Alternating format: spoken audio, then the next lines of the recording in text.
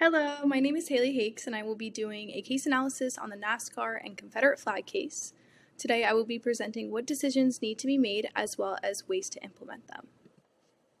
Today, I'm going to be covering a position statement, an overview of the case, my analysis, as well as short and long-term recommendations. My position statement is, for decades, the National Association for Stock Car Automobile Racing, NASCAR, has held races in a place where fans can gather to share their love for fast cars and competition. NASCAR has been identified for its invariable audience and tolerance of the Confederate flag. They have received backlash in different aspects of their company. The company has received negative feedback regarding its viewership and brand image.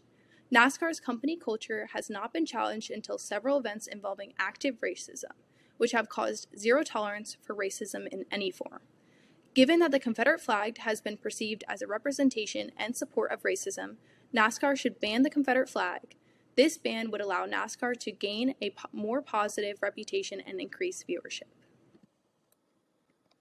An overview of the case. NASCAR first welcomed its fans in 1959 at the well-known Daytona 500. NASCAR was a place where people would come with similar interest and passion for fast cars and competition. NASCAR's fan base has been predominantly white, conservative, and Southern, and known for its lack of diversity.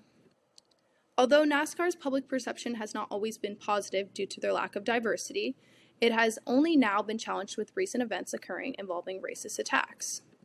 These attacks included the death of George Floyd. A video was broadcasted all throughout America, and it brought attention to the issue with race in America. While attending races, NASCAR has been known for promoting the use of the Confederate flag at their races. The Confederate flag has been a woven symbol into NASCAR's culture, and the severity of the racist current events have caused NASCAR to consider their brand image and company values. In doing this, the topic of banning the Confederate flag arose due to its controversy revolving around the flag's representation of a time of segregation and association with racism. The first reason why NASCAR should make the decision to ban the Confederate flag is revolving around the concern of the negative company image. Due to the association of the Confederate flag with racism, it is evident that if NASCAR continues to allow the Confederate flag at events, their public image will suffer greatly. Luckily, NASCAR has made it evident that they are looking for change.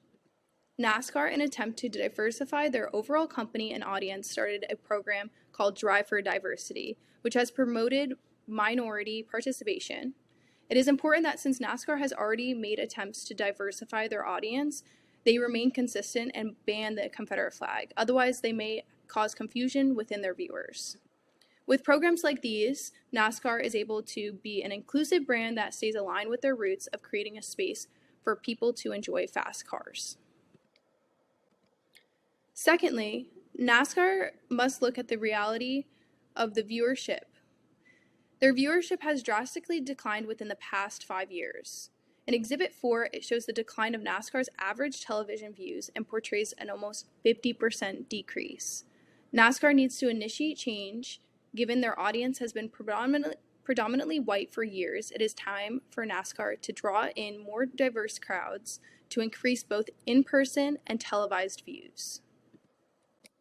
And lastly, it is important that companies stay up to date with times. NASCAR needs to stay relevant by reacting to the recent events like George Floyd, where an African American was kneeled on by an officer for several minutes, which resulted in his death.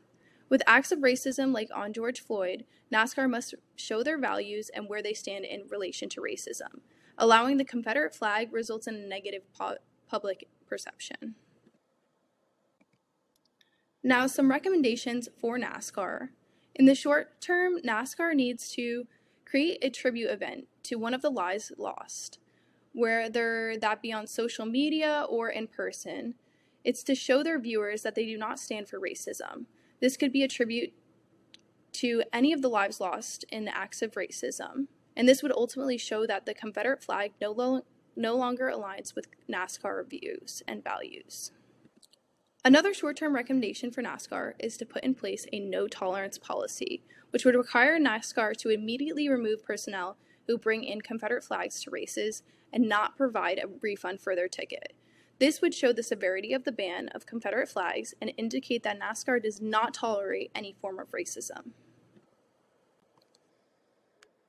Some long-term recommendations include NASCAR should utilize a trade-in program where fans bring their Confederate flags to a trade-in stand before entering a race in exchange for a new American flag signed by a NASCAR driver.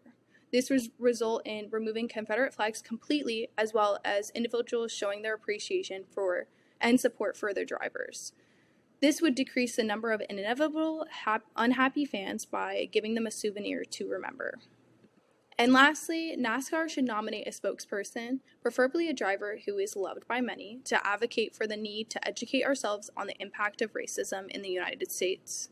In the long run, this would change minds of viewers instead of physically removing the Confederate flag from people. And that concludes my presentation. Thank you so much for listening.